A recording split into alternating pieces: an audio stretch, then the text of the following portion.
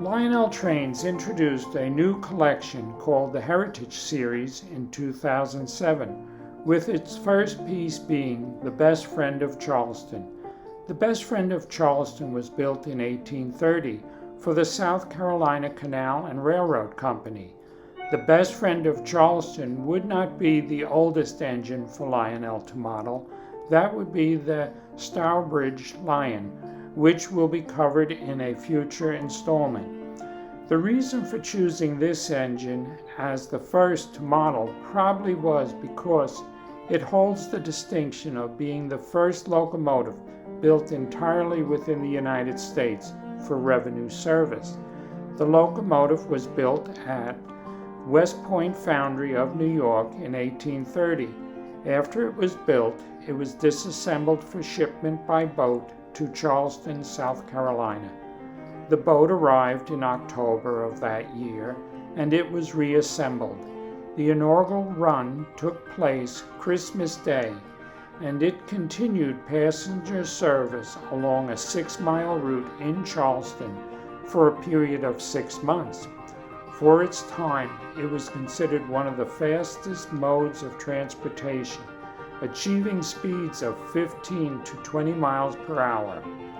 On June 17, 1831, the Best Friend became the first locomotive in U.S. to suffer a boiler explosion, all because the firemen had restricted the pressure relief valve because of its whistling sound it made. The resulting explosion was said to have hurled metal fragments over a wide area and killed the firemen.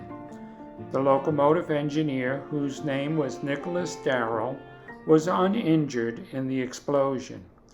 According to the Centennial History of South Carolina Railroad, this event caused them to write a new rule for their operating manual that states the engineers are to remain on station at all times, with the aid of the newly hired conductors to manage cars, passengers, and switches.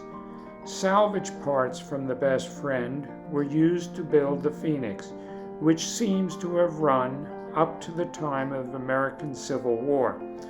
Today, a replica of the Best Friend of Charleston, built in 1928, is in the hands of Charleston, South Carolina Chapter National Railway Historical Society. The Norfolk Southern Railway, NS, in August 2005, restored the engine, and in December 2005, the NS brought the refurbished replica to the New York Stock Exchange for a ceremony commemorating 175 years of American railroad history.